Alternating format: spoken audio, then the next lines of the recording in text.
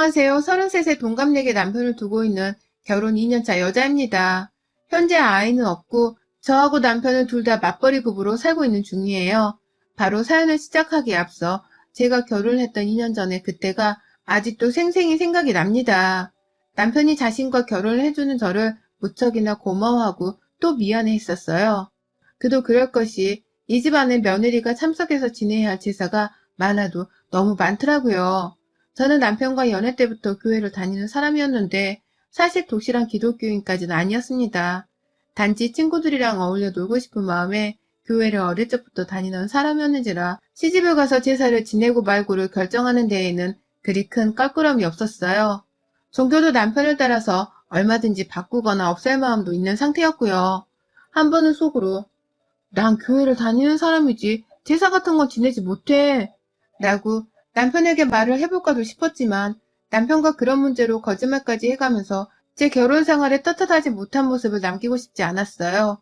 참 바보 천치 같은 천여자 발상이었죠. 그래서 솔직하게 나는 기독교지만 내가 기도를 엄청 열심히 하는 사람도 아니었고 얼마든 종교도 자기를 따라서 바꿀 수 있어. 그러니 결혼하고서도 제사 지내는 문제로는 걱정하지 않아도 돼. 라며 말을 했어요. 그쯤 남편은 늘 제게 우리 집에 제사가 많아. 제사가 한둘이 아니고 정말 많아서 엄마가 늘 힘들어하셨어. 당신이 힘들 수 있는데 지금이라도 안 되겠다 싶으면 내게 말해. 나도 당신을 힘들게 만드는 결혼을 시작하고 싶진 않으니까. 라면서 먼저 솔직하게 고백을 하고 있는 중이었습니다. 자기 집에 조상 때부터 이어져 오는 제사가 1년에 9개가 있고 결혼하면 제가 맏며느리가 되어 그 제사를 책임져야 할 테니 힘들 거라고 미리 말을 잘도 해주더라고요. 저를 배려한다며 말이죠. 먼저 이실직고하며 마음의 준비라도 하게 해주는 남편의 모습이 참 인간적으로 느껴졌습니다. 그래서 저도 솔직히 제사를 하기는 싫었지만 그까짓 것들을 할 수 있다면서 남편에게 자신있게 말을 했죠. 이런 배려의 말을 먼저 해줘서 고맙단 말도 했고요. 그래서 남편은 결혼하면서 그리고 그 후에도 지금까지 쭉 제게 고마워만 하며 살아줬고요. 그런데 남편이 미처 말을 해주지 않은 것이 있었습니다. 남편이 제게 다 솔직하게 말을 한 줄 알았더니만 하나 가장 중요한 것을 남편조차 모르고 있던 바람에 제게 전달이 되지 못했더라고요. 악랄하고 여우 중에 상여우임이 분명한 우리 시어머니의 성격을 말이죠. 어머님 성격은 정말 욕을 한 바가지 퍼주고 싶다가도 침을 꼴까닥 삼키게 만드는 마성의 상여우셨습니다. 이런 말을 하고 있는 제가 다 민망스럽고 화딱지가 생길 만큼이요. 지금 결혼한 지가 2년 차라 아직도 시어머니를 적응하지 못한 채로 살고 있었어요. 작년까지는 정말 매년 보는 어머님이 새롭게 느껴질 지경이었죠. 결혼하고서 제사가 9번인데 저랑 남편이 둘 다 맞벌이를 하는지라 하나만큼은 약속을 했습니다. 제사랑 일을 선택해야 하는 바쁜 날이 찾아오면 그땐 눈치 보지 않고서 일을 택하겠다고 말이죠. 그래서 실제로 야근을 하던 날이나 제가 중요한 프로젝트를 맡게 되어 눈코 뜰 새 없이 바빴던 시기에는 제사가 있어도 참석을 하지 않았어요. 비교적 널널한 편이었던 남편이 혼자서 참석을 하곤 했고요. 그럴 때 어머니께 전화로 제대로 말씀을 드렸고 이게 죄송한 일인 줄까지는 모르겠으나 그냥 시어머니 비위를 맞춰드린다면서 못 가서 죄송합니다 어머님 라며 말도 했었어요. 그게 고작 1년에 9번의 제사 중에서 겨우 한두 번에 불과했는지라 어머니께서도 겨우 한 번인데 뭘 일이 중요하지 라며 대답을 해주셨고요. 그런데 시어머님이 결혼 1년 차가 끝나가던 중에 남편이 한 번은 시어머니께 혼자서만 따로 불려간 적이 있었어요. 저랑 같이 퇴근해서 밥 먹고 있는데 네 마누라는 데려오지 마! 라는 말을 하면서 남편만 쏙 부르시더라고요. 살짝 기분이 나쁜 채로 남편을 보냈고 내내 기다렸더니 남편은 꼭두 새벽에 돌아왔어요. 표정이 잘량해 너무 미안하던 시기길래 왜 그러냐고 물어보니 남편이 망연자실한 채로 말하더라고요. 앞으로 제사는 우리 집에서 지낼 거니까 그런 줄 알라 했다면서 말이죠. 세상에 제가 일 때문에 퇴근도 늦게 하고 몸을 피곤해야 한다는 이유로 이제는 제사를 우리 집에 직접 가져와서 지내겠다 하셨다는군요. 그렇게 해서 제가 늦은 퇴근을 하더라도 조상님께 절 한 번은 꼭 드릴 수 있게 만들어야겠다면서 말입니다. 저한테는 일이 먼저라며 세상 살갑게 말씀해 주더니만 자기 아들 불러서는 어떻게 아들을 홍군형 낸 건지 남편은 얼이 다 빠져서는 시어머니 말을 그대로 전하기만 하고 있고 제대로 본 적이 한 번도 없었나 보더라고요. 시어머니의 여우 같은 성격에 남편이 생각보다 마마보이 같다는 걸 그제서야 알았던 것입니다. 저는 그렇게 그 후 1년에 9번을 시부모님은 제사 지낼 제기들을 가지고 우리 집에 오셨어요. 한 3번 정도를 가지고 다니다가 그 후로는 아예 우리 집 베란다 한켠에 제사 제기들을 다 놓고 다니시기 시작했죠. 퇴근을 하고 집에 오면 시어머니는 왔냐며 저를 맞이해 주는데 기다렸다는 듯이 행동을 바꾸시더라고요. 본인이 내내 앞치마를 메고는 제사 준비를 하다가 제가 퇴근하는 순간 본인은 부엌에서 땡 하며 퇴근을 하셨습니다.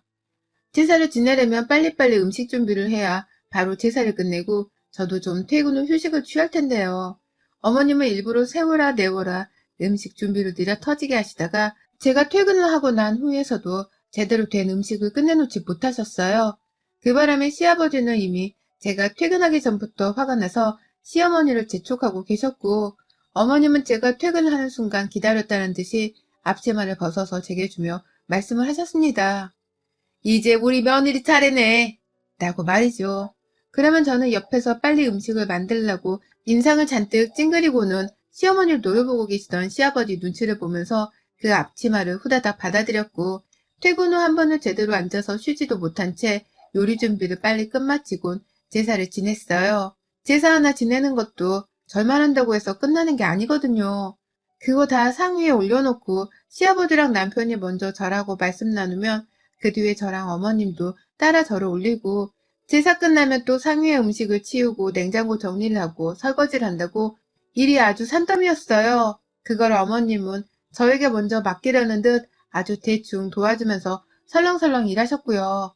마치 며느리가 들어왔으니 이제는 제사를 혼자 안 지내도 된다는 식으로 그 많은 일들을 일하다 온 저한테 떠넘기려 하는데 저 혼자서 얼마나 가슴이 꽉 막혔는지 모릅니다. 그나마 다행이었던 것은 시아버지 성격이 워낙 빠릿빠릿한 걸 좋아하시는 바람에 일을 빨리 끝내고 집에 가기를 원하셔서 남편이랑 시어머니가 어떻게든 일거리 하나라도 더 도와주려고 하셨던 것이에요. 남편은 처음부터 끝까지 제가 하는 일을 도와주려 안달냈었고 시어머니는 아들의 시아버지까지 재촉을 하면서 나서니 어쩔 수 없다는 식으로 늘 손을 거들었죠. 어떻게든 우리 집에서 하루 정도는 자고 가고 싶은 눈치를 여러 보이시면서 아유, 제사 하나 끝내니 시간이 금방 가네. 그냥 자고 가도 되는데. 라고 말씀을 하셨는데요. 이것 또한 천만다행이게도 저희 시아버지께서 아무 곳에서 잠을 자지 못하시던 바람에 뭘 여기서 자긴자 멀쩡한 집을 놔두고 그러니까 집에서 그냥 제사를 지내자니까 쓸데없이 왔다 갔다 해가지고는 라면서 신경질을 부리시는 바람에 조용히 두 분 다 시댁으로 돌아가셨습니다. 전 정말 저를 위해 주는 남편과 까탈스럽고 빠릿빠릿한 시아버지가 안 계셨으면 절대로 지금까지 버티지를 못했을 거예요. 그게 아니었다면 저는 차라리 기독교인이라고 선언을 하면서까지 제사를 그만 지내겠다고 선전포고를 했을지도 모릅니다. 저는 계속해서 몸도 피곤하고 마음도 피곤하다며 남편에게도 감정이 무뚝뚝해지더라고요. 분명 우리는 아직 신혼인데 우리가 이런 식으로 시부모님을 1년에 9번이나 맞아서 우리 집에서 제사를 지내야 하나 싶었던 것이었죠. 남편이 미리 경고한 내용이긴 했지만 이게 참 알고 당해도 기분이 더러운 건 어쩔 수 없는 겁니다. 회사 일이 바쁠 땐 빠질 수 있기라도 했는데 이제는 빠지기는커녕 계속해서 우리 집에서 제사를 다 지내는 꼴까지 다 봐야 했는지라 기분이 좋지 못했어요. 제가 이렇게 감정의 변화를 겪으니 남편도 결국 제 걱정을 하기 시작하더라고요. 그러더니만 코로나가 심해지는 와중인데 우리는 언제까지 1년에 제사 9번을 다 지내면서 살아야 해. 라는 식으로 딴지를 제대로 걸었어요. 이러다 제가 교회를 나간다고 제사를 아예 안 지낼 수 있다고 말할지도 모른다는 말까지 시어머니께 전한 건지 시어머니가 살짝 겁을 먹고서는 자기 집에서 다시 제사를 지내겠다고 선전포고를 한 겁니다. 절대로 제사를 안 지내겠다는 소리를 못한 채로 그저 자기 집에서 다시 제사를 지낼 테니 집으로 시간이 되면 오라는 식의 말을 하신 것이었어요. 저는 그마저도 어디냐면서 무조건 감사하다고 오케이를 날렸고 그건 저를 걱정하던 남편도 마찬가지였습니다. 그런데 다시 제사가 본래의 자리로 본래의 주인에게로 돌아간 것뿐인데 이상한 일들이 벌어지기 시작했어요. 그 후 지금까지 시댁에서 지낸 제사가 5번 정도 있었는데요. 시어머니가 이상한 장깨를 또 부리기 시작하신 겁니다. 제가 회생일 때문에 제사에 참석을 못하자 저희 집으로 제사를 무턱대고 들고 오셨던 그 배짱을 아직도 잃지 않으시고는 저에게 보란듯이 써먹기 시작한 것이었어요. 평상시엔 참 아무렇지 않게 연락도 하셔서는 자기 아들 안부를 묻고 또 주말에 할 일이 없으면 시댁에 오라면서 잘도 부르며 저희를 찾는 분이셨습니다. 단 한 번도 아픈 적이 없으셨을 만큼 늘 팔팔한 상태로 며느리와 아들 얼굴 한 번을 더 보려 하는 분이셨어요. 그렇게 찾아가면 아무 일도 하지를 않고 자기 집인데도 불구하고 며느리한테서 깎이는 과일, 차려지는 밥상 등을 얻어먹으려고 늘 혈안이 되어서는 부엌으로 저를 집어넣는 분이기도 하셨고요. 그런 어머님께서 참 신기하게도 다가오는 제사 때만 되면 한 달 간격으로 들어눕기 시작하더라고요. 그러니까 1년 12달 중에서 제사가 있는 날이 무려 9번이라 거의 매달 시어머니를 만나야 하는 것과도 다름이 없는 팍팍한 스케줄을 가지고서 살았습니다.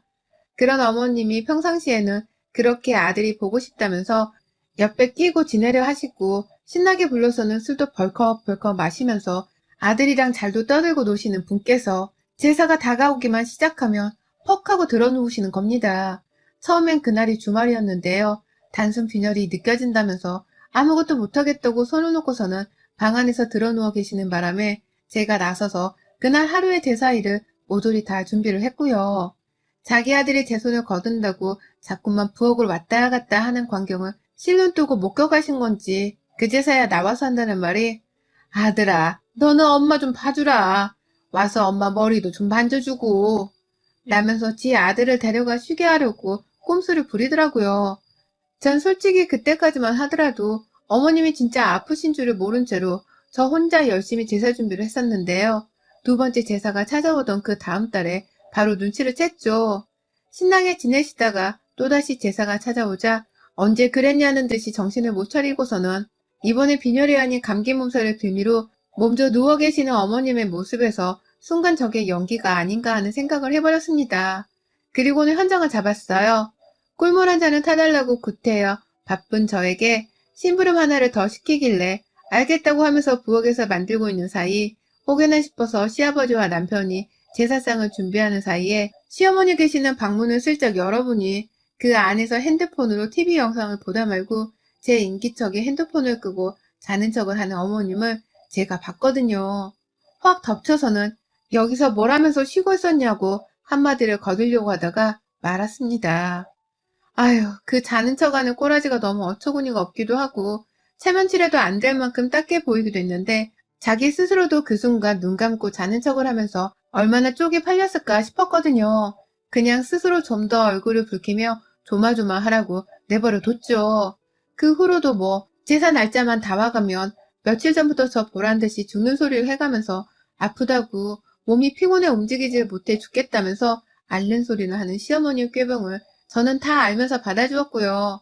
저뿐만 아니라 시아버지도 남편보다 먼저 눈치를 채신 건지 저번 제사 때는 또 아파? 아니요, 어째 조상님께 제사를 지내는데도 허구한 날 제사만 앞두면 귀신같이 아프대. 조상님이 빙이라도 한 거야 뭐야. 라면서 대놓고 꼽을 주시더라고요. 꾀병인 거 아는데 또 그 짓을 하고 있다는 걸 돌려 말하는 시아버지의 말씀에 시어머니는 아니 진짜 아프다니까 라며 괜히 투정을 더 부리셨고 그런 두 분을 보면서 저는 내심 속으로 실실 웃었습니다. 우리 시아버지의 시원시원한 성격이 좋기도 했고 시아버지가 더 화를 내주시길 바랬는데 그러지 못하시니 답답한 마음도 조금 있었네요. 그러다 바로 저번 주 저희가 또 하나의 제사를 맞이했습니다. 이번에도 시어머니가 얼마나 꾀병을 피우실까 싶어서 은근히 기대가 되더라고요. 그런데 저조차도 너무 정신이 없이 회사에서 일을 하다가 그날 딱 하루 여유가 생겼던 거라서 솔직히 인내심이 바닥인 상황이었습니다.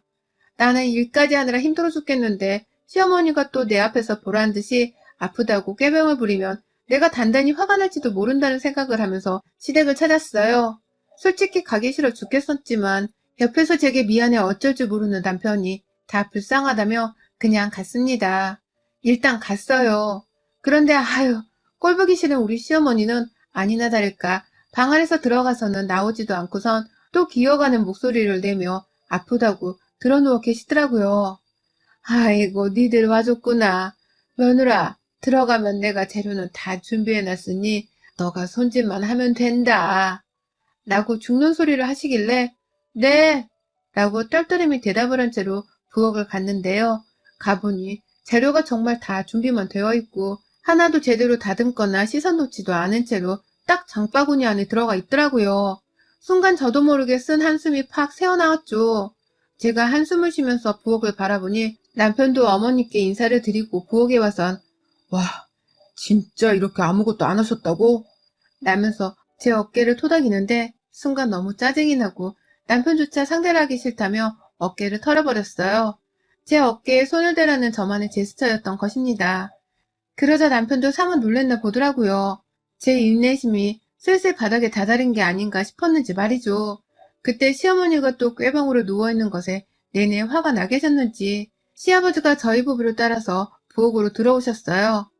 며느라, 내가 오늘은 정말 안 되겠구나. 라면서 비장한 표정으로 들어오시는 시아버지는 내가 지금까지 내내 뭐라도 좀 하라고 옆에서 잔소리를 퍼부었는데도 저 옆엔 내가 말을 안 들어.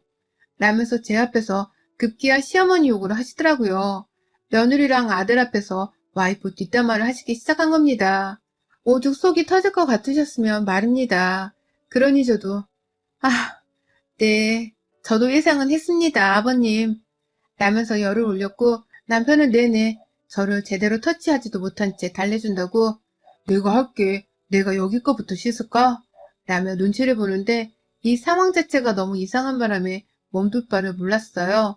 제가 놀다가 늦게 온 것도 아니고 일하고 나서 퇴근하자마자 집에 가지도 못한 채 시댁에 제사를 지내러 온 건데 시어머니는 내내 집에서 놀고 계셨으면서도 제사 음식 손질 한번 하실 생각을 못 하신 건가 싶어서 울분이 터지더라고요. 이렇게 늦게 제사를 준비하고 늦게 제사를 끝마치게 하고서는 잠까지 잤다가 내일 아침에 집으로 돌아가게 하려는 시어머니의 계획이 분명했음을 알아차렸어요. 그리고는 정말로 시어머니의 계략대로 저는 개고생을 하며 제사를 늦지막히 끝마치고는 결국 여기서 잠까지 자고 다음날 집에 돌아갈까봐 걱정이 되기 시작했어요. 걱정이라기보다는 화가 난다는 것이 더 정확한 표현이었을 거고요. 결국 저는 시어머니께 도움을 요청하기로 했습니다. 요청하는 말로 음식 손질을 도와달라고 말을 꺼내서는 만약 내 말을 듣지 않을 시 이 모든 상황을 난장판으로 만들 수도 있겠다는 협박이라도 해볼 참으로 말이죠. 방 안에 들어가니 어머님은 저 보란 듯이 눈을 억지로 꼭 감고 계시더라고요. 안 그래도 많은 주름이 억지로 눈을 감으려 한 바람에 자글자글해 보였습니다. 그런 어머님의 억지스러운 모습을 보면서 저는 가소로와 웃음을 지었고 어머님, 당장 일어나세요. 라면서 자비조차 베풀지를 않은 채 말을 했어요. 어머님은 제 말을 듣자마자 못 들은 척 가만히 계시더라고요. 그러더니만 한다는 말이 나 못 일어나 였고요. 쳇바퀴를 도는 듯 자꾸만 반복되어 일어나는 어머님의 꾀병과 연기력에 감탄을 하는 도중 저도 이제는 봐주지 않겠다면서 재차 말씀을 드렸습니다. 일어나세요. 저 그냥 확 집에 가버리기 전에 일어나서 조금이라도 도와주세요. 라고 말이죠. 저 오늘 어머님 계속 누워있으면 이제 여기 안 와요. 오늘이 마지막 제사고 어머님이 나이 들어 손발 제대로 못 쓰실 때까지 절대로 대신 제사를 지내드리지 않을 거니 마음대로 하세요. 그 꼴 보고 싶지 않으면 지금 당장 일어나세요. 라고 말입니다. 웃음기 하나 섞지 않은 채 당장이라도 이 집구석을 떠날 준비가 되었다며 말씀을 드렸고 뒤에서 시아주버님으로부터 시작해서 남편까지 모두 다 얼른 일어나, 얼른! 라면서 저를 붙잡겠다는 듯이 시어머니를 재촉했습니다. 시아버지는 제 앞이라서 욕만 안 하셨을 뿐 당장이라도 시어머니께 욕 한 바가지를 퍼붓고 싶다는 듯이 아주 쌀벌하게 말하셨어요. 옆엔 내가 진짜 며느리 앞에서 쪽팔린 줄도 모르고 아유 저거 진짜 라면서 과격히 말이죠. 결국 시어머니는 본인 체면이 말이 아니셨는지 일어나긴 일어나셨는데 머리를 지끈거리면서 몸에 힘을 푼 채로 말하더라고요. 아픈 시어머니를 이렇게까지 일시켜야겠냐고 말이죠. 아픈 사람이야지 배려를 해주던지 말던지 할 텐데 아프지도 않은 사람이 끝까지 쾌병질을 하니 미치겠더라고요. 한편의 개그 콘서트를 보는 것 같아서 말이죠.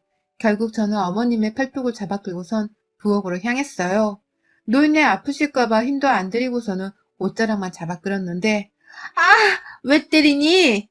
라면서 엄살이란 엄살을 다 부리는 어머님의 말씀에 빡이 쳐서는 그냥 팔뚝을 잡아 끌어버렸습니다. 그 길로 부엌에서 온 가족들이 저를 따라 이동했고 남편 혼자 안절부절을 못하는 사이 시아버지와 제가 거의 합동적으로 시어머니를 공략했어요. 손질은 해놨어야 할 거 아니에요. 이러고 제사를 언제 치르고 언제 끝내냐고요. 내가 그러니 미리미리 해놓으라고 했잖아. 어제 재료 사놓고 하루 종일 퍼즐로 놀아놓고서는 지금까지 손질 하나 안 했다는 게 말이 돼? 내가 며느리한테 이꼴 당할 줄 알았다. 라면서 아주 사방팔방에서 자기를 비난하는 말이 오가자 급기야 시어머니는 머리가 지끈거리다면서 부엌 바닥에 스르륵 주저앉으셨어요.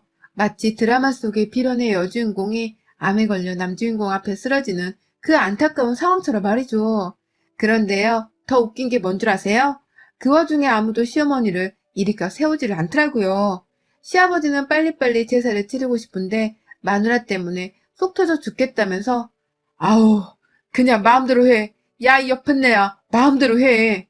라면서 제사를 지내지 말라고 삐져서는 방 안으로 들어가 버리셨어요.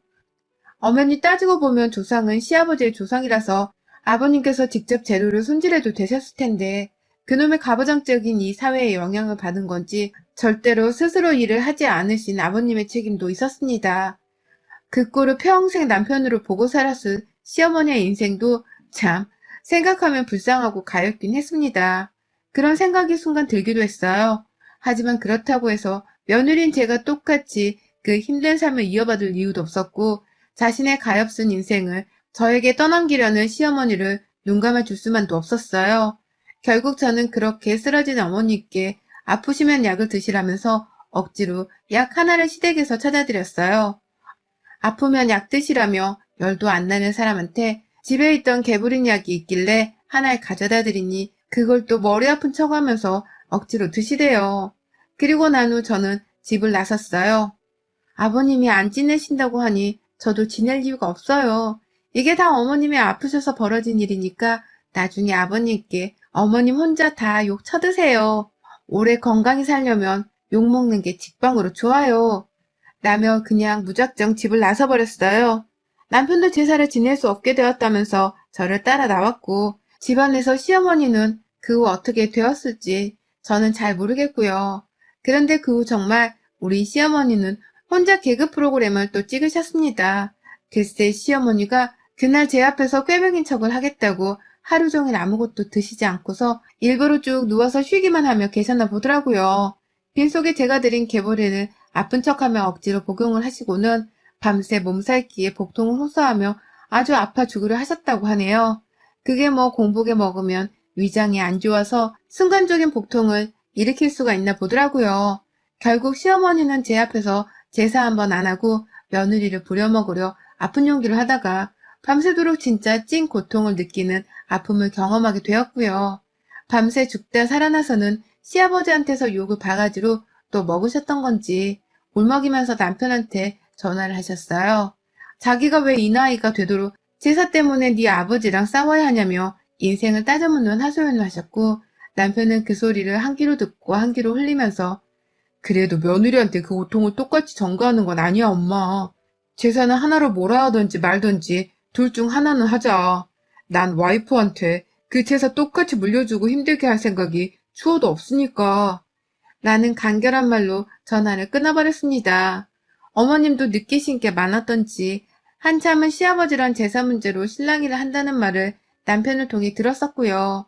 저는 이대로 내 평생 시어머니와 이런 식의 갈등이 생길까 싶어서 다음 제사는 절대로 참석을 하지 않기로 했어요. 다음 제사뿐만 아니라 올 한 해 제사를 통으로 비우며 시어머니를 힘들게 해서 어머님이 어떻게든 스스로 시아버지와 맞서며 제사 횟수를 줄이실 수 있도록 하려고 합니다. 그래서 제가 미래의 제사고 뭐고 더 이상 결혼해서 시댁 문제로 힘든 일이 없길 바라고요. 여러분의 생각은 댓글로 남겨주세요. 오늘도 시청해주셔서 정말 감사합니다.